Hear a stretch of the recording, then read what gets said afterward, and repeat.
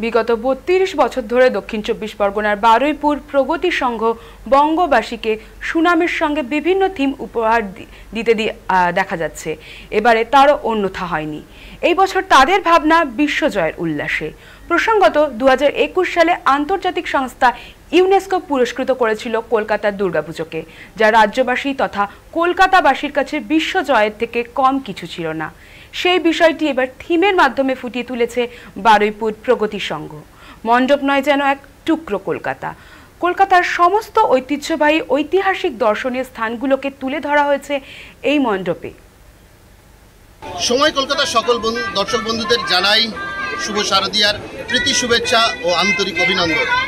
এই মুহূর্তে আমি আছি দক্ষিণ ২৪ পরগনার বারুইপুরে। বারুইপুর স্টেশনের পাশে বারুইপুর প্রগতি সংঘ গর্বের সাথে ৩২ বছর ধরে তারা দুর্গাপূজা করে আসছেন বিভিন্ন থিম নিয়ে। এবারে তাদের ৩৩তম বর্ষে পদার্পণ। ৩৩তম বর্ষে তাদের ভাবনা বিশ্বজয়ের উল্লাসে। এই যে বিশ্বজয়ের উল্লাসে যে মণ্ডপ করেছেন, সেই মণ্ডপ দেখতে মানুষের কিন্তু ঢল নেমেছে। সন্ধ্যে থেকেই হাজারে হাজারে মানুষ বিভিন্ন ব্যারিকেড করতে করতে তাদেরকে মণ্ডপে ঢোকানো হচ্ছে। কারণ রাত যত বাড়ছে ভিড় কিন্তু ততই বাড়ছে, এবং কি পরিমাণে দর্শকদের ঢল নেমেছে এখানে সেটা অবশ্যই আমি দেখাতে বলবো ক্যামেরা পার্সন আমার চিত্র সাংবাদিক প্রিয়কে।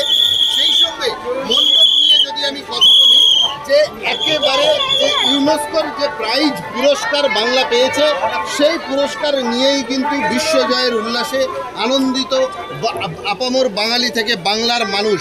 এবং এই যে মণ্ডপ, সেই মণ্ডপের মধ্যে একেবারে এখানে যেমন জমিদার বাড়ি, চৌধুরী বাড়ি বা বিভিন্ন বনেদি বাড়িগুলোকে তুলে ধরা হয়েছে মণ্ডপের মধ্যে, ঠিক তেমনই কিন্তু এখানে একেবারে কলকাতার যে সমস্ত হেরিটেজ আছে, যে সমস্ত দর্শনীয় স্থান আছে, একাধিক দর্শনীয় স্থান, বেলুর মঠ থেকে ভিক্টোরিয়া, একেবারে নন্দন থেকে আরম্ভ করে হাওড়া ব্রিজ, সেই সমস্ত কিছু, মা ফ্লাইওভার, সেই সমস্তটাই কিন্তু এখানে তুলে ধরা হয়েছে। একেবারে একটা মুঠোর মধ্যে বা একটা হাতের তালুর মধ্যে যেন এক টুকরো কলকাতা, পুরো কলকাতাকেই এই মণ্ডপের মধ্যে তুলে ধরা হয়েছে।